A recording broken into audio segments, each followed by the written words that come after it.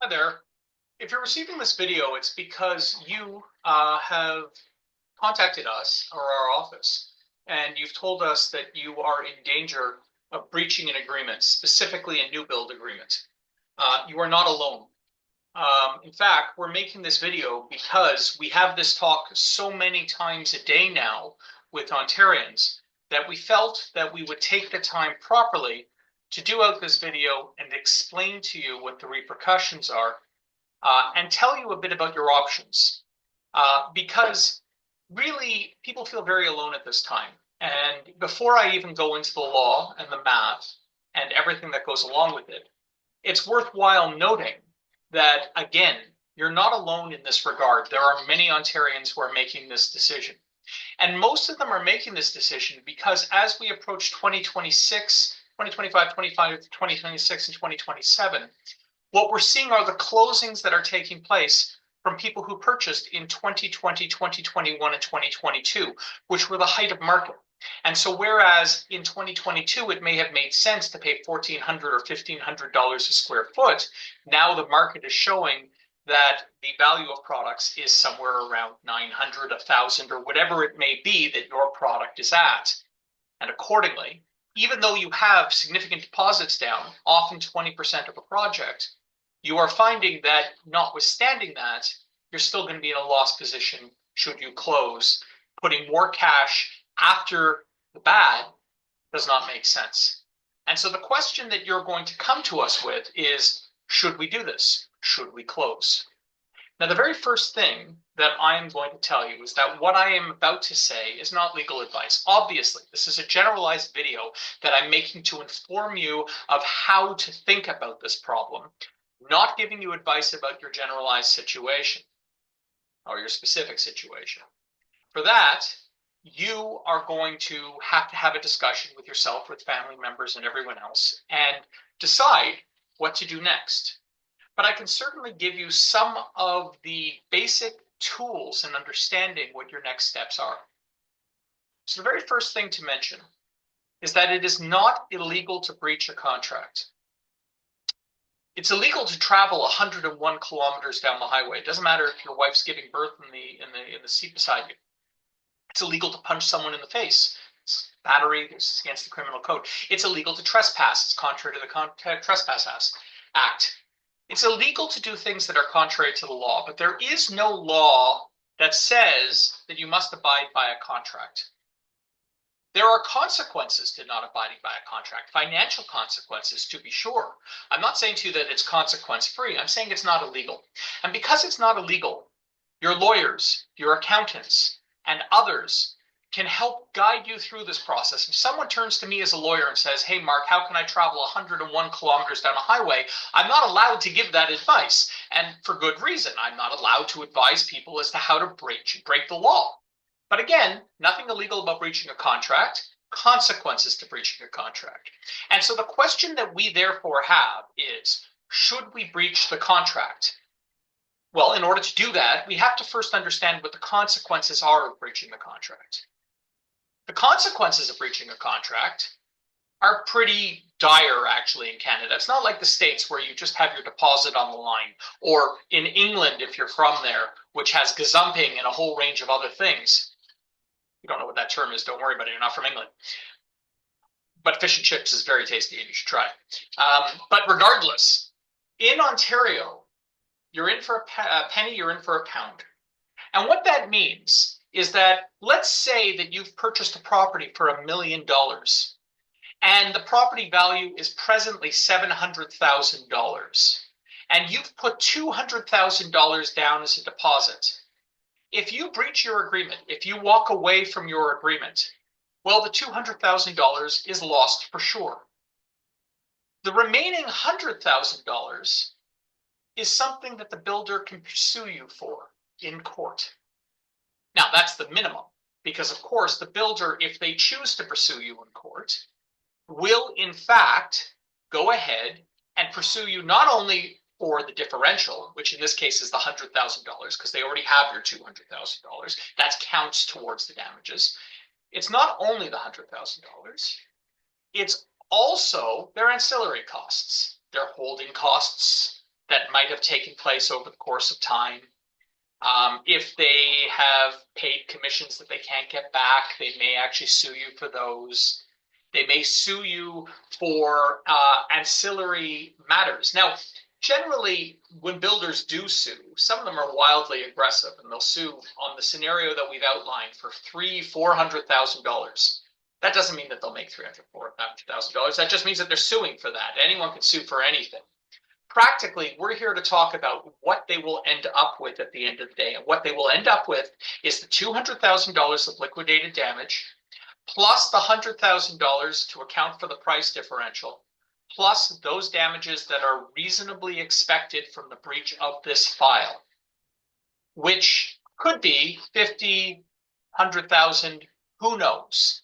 But the builder does have to prove those damages to the court. And of course, you can defend against that damage claim. There are two parts of a court action. The first is the establishment of a wrong. In this instance, if you are planning on walking away from an agreement, if that's the option that you choose, the wrong is very clear. You had a contract, you agreed to do the contract, you didn't abide by the terms of the contract, you're in breach. But the second part of court action is dealing with damages. And the damages are something that can be contested because they aren't just awarded as of right. Just because you won the legalities and said, hey, I actually have a wrong that has been committed against me, doesn't mean that you could then say, and therefore this person owes me $1 million. Heck, make it $3 million. No, you have to prove those damages before a court.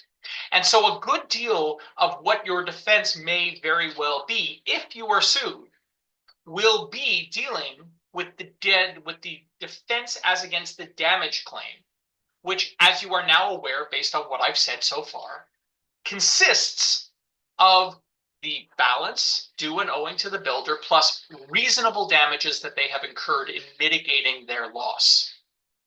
Note that they have to mitigate reasonably. This is a general concept of law. There is case law out there that says that a builder, while they don't have a specific course of action to mitigate, does have to mitigate their loss appropriately. That is to say, they can't sell this product to their uncle for $200,000 when the market value is $7,000, and then claim damages of a further $500,000, because again, they already have their $200,000 on this million, and then there's a difference of $5,000 under this scenario. That would not make sense. Oh, 500, 600,000, I guess is the math. They can't sue you for an additional 600 because that's not reasonably mitigating their damage. So they have the obligation to reasonably mitigate their damage. So let's bring this all together. It's not illegal to breach a contract, and you're now aware that you are in hock to the builder for the original purchase price, which will include the deposits you've already paid, plus it involves reasonable damages predicated upon the builder's requirement to reasonably mitigate its loss. That's the generalized framework within which we are going to approach this. And so the question then you have is, well, okay, it's great that I know that, Mark, but should we now proceed to breach? Well, I cannot be the person who tells you whether to breach or not. No one can, because frankly, there's consequences either way. What I can do is, as I'm doing now, inform you of what you should be thinking when you make this decision. Before you, you'll see that I've provided a simple spreadsheet. I've just added it here. Let's deal with it accordingly. So we have two options here. Are we going to close or are we going to breach? So let's use the example of $1 million. Oops, not $100,000. Let's use $1 million. Okay, so in both instances, we have $1 million. And in both instances, we're putting down $200,000. Fine. And the market price in this instance is $700,000. Fine. That doesn't change in either scenario. Those scenarios are the same, whether you close or whether you breach. Now let's talk about what it would be like to close $1 million property. Well, the first thing we're going to do is we're going to just look up land transfer tax. Let's say that you're buying in Toronto and you're paying $1 million. So your land transfer tax is going to be $32,950. So $32,950. That's one of the closing costs that you're going to have to take on if in fact you close. Your adjustment costs on $1 million purchase, let's just use average adjustment costs, which are usually between about $10,000 to $20,000. They could be higher, they could be lower. Let's just say, you know what? We'll say 15,000. We'll say 50. Whoops, not 150. That would be too much. Let's say $15,000 is your closing costs. Now, you're going to also have, let's do occupancy. As you're aware, occupancy usually happens particularly in condo product, which is, by the way, where the acute pain is presently being felt. And for the purposes of a condoized product, for the purposes of occupancy, the occupancy fees can be fairly high. Because, of course, occupancy fees consist of three things: the taxes, the condo fees, and the balance still due and owing to the builder at the prescribed rate of interest. So, in this instance, you owe $800,000. You paid $200,000. $1 million is what's owing. 800,000 is remaining. And I happen to know what the rate of interest is right now, just to give you a sense. So I'm going to use 800,000. There we go, times 0.0725, which happens to be the existing rate, divided by 12 to give me a monthly. And that becomes 4,833 plus, let's say, taxes of, say, $600 a month, plus, let's say, condo fees of $400 a month. So we're looking at occupancy costs of 5,833. And let's say that occupancy takes place over the course of, say, 3 to 4 months, which is pretty normal. For a condo, I'll say 4. So our occupancy costs, if we close, in this instance, are $24,000. Once we close, we have holding costs. So really, the occupancy costs should be kind of here. Let me just make it a bit clearer, because the occupancy happens before the holding costs. Holding costs. There we go. And because I have a bit of OCD when it comes to spreadsheets, I will just make sure that we have, I don't want to waste time. Okay, you're just going to have to deal with the fact that it's not centered. Okay, so our holding costs. What are our holding costs? Well, if you're trying to avoid a lawsuit, and you're like most people, you're purchasing it and then you're going to sell it, well, you're probably going to therefore have to get private mortgage financing. Many of the people who are currently in breach positions, A, have properties that aren't appraising right. Some people never intended to close, never thought the market would go this way. And in most instances are taking a private mortgage. You'll have to determine what your particular circumstance is. But assuming you're getting a private mortgage on this, let's assume 7% interest is the way of things. So we're going to have to borrow 80%. So we're going to borrow, say, $800,000 times, that's 8 million. 800,000. Yes, 800,000 times, let's say 7% interest divided by 12 multiplied by 6. So I've taken $800,000, which is the amount of money you're going to have to borrow from a private lender or from a regular lender. I'm using 7%. It seems like a good average number because you also have to calculate lender fees of 1% or anything else. I'm just going to say 7%. So I'm taking 800,000. I'm multiplying it by an interest rate of 7%. I'm dividing that into the monthly rate, and I'm multiplying that by the amount of time you'll hold on to the property, being 6 months. Because if your goal is, like most people, to buy this and then to sell it, well, then you're going to care very much about when you can sell. And if you're trying to sell as quickly as possible, well, then you are going to ultimately want to schedule about 6 months, because it's going to take you about 3 months to get it on the market and get a sale. And then it's going to be 3 months from the time you sign your agreement to closing. So I'm estimating about $28,000 in your mortgage holding costs. Now, of course, if I wanted to be even more accurate than that, I could also add in your fees. So we have $3,000 roughly in condo fees and taxes, right? So we can add in, say, another, let's say $4,000, which constitutes, I'm just guessing, but it constitutes your condo fees during that time, and it constitutes your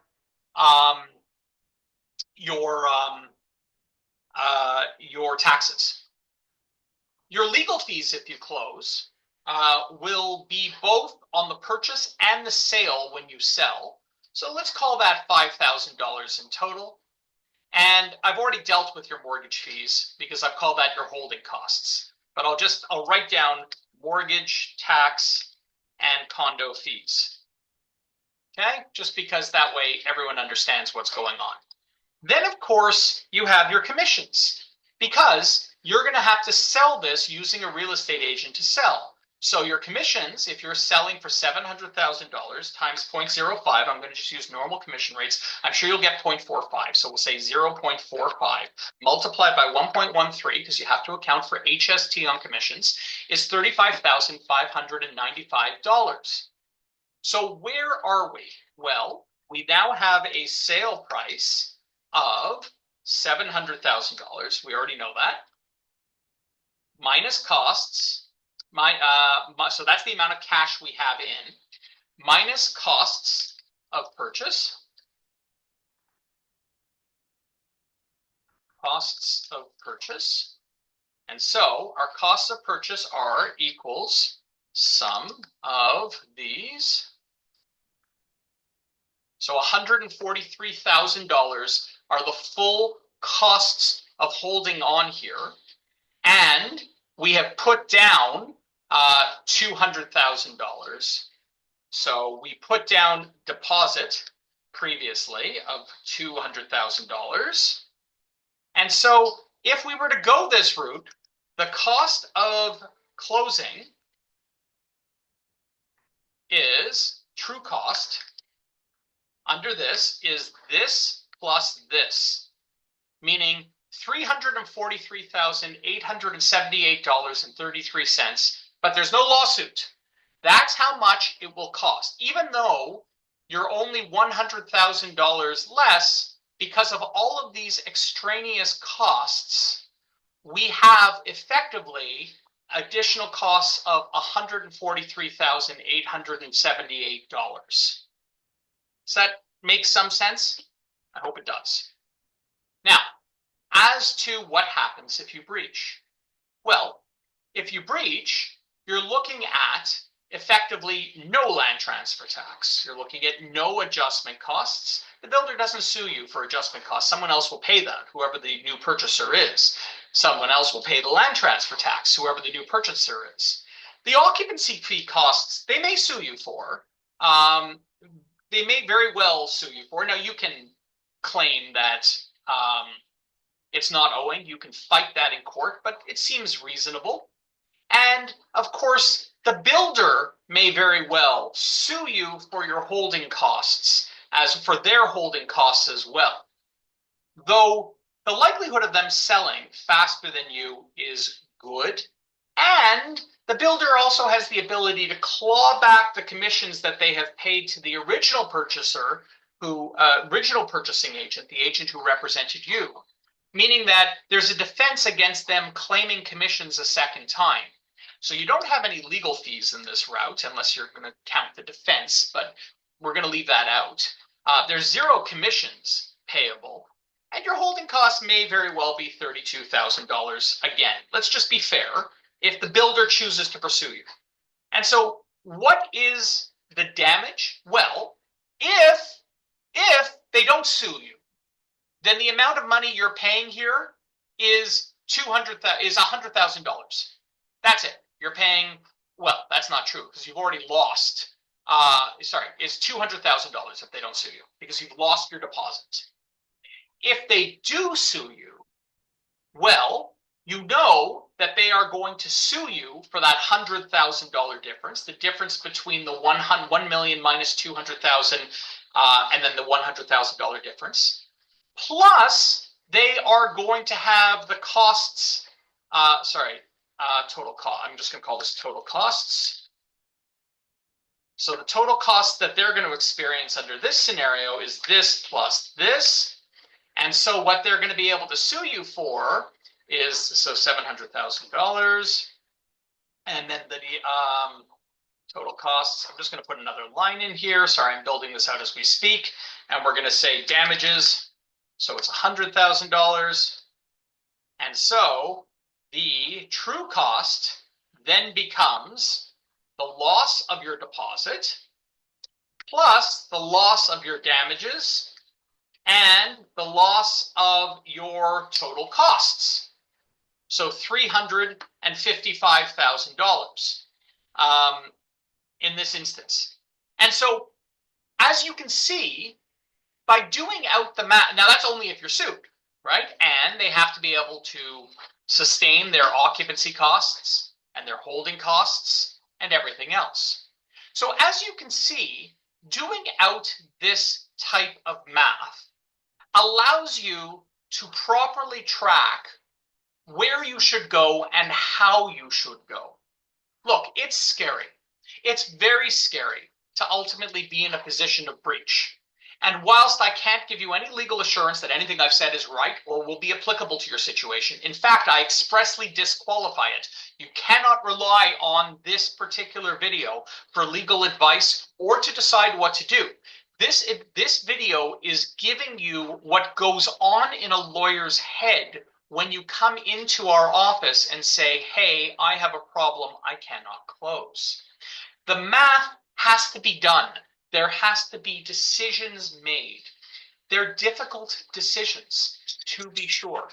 And I really do significantly feel for those people who are in this scenario. More and more people, secret behind the scenes is that more and more people are in fact walking away. But knowing what the math looks like in your scenario, sometimes it's vastly different, is really critical to actually figuring your way through this, because the best way through is with information.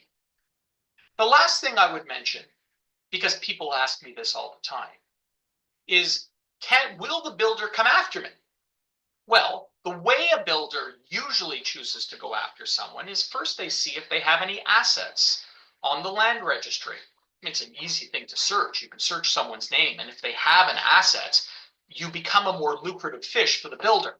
You are not allowed to transfer assets. There's something called the Creditor Protection Act. And the Creditor Protection Act specifically says that you're not, if you have expected creditors, you're not allowed to deplete your asset base in order to avoid those creditors. So no, there's no lawyer that can help you transfer out your titles, or I mean, I'm sure there are lawyers that will do it, but it's not legal. And remember when I was talking at the very beginning about traveling 101 kilometers down a highway, no lawyer could advise you to do it. Similarly, no lawyer worth their salt is going to be advising you to transfer assets or anything else, because that's contrary to the Creditor Protection Act. This is something where you have to stand tall and say, look, I have an obligation.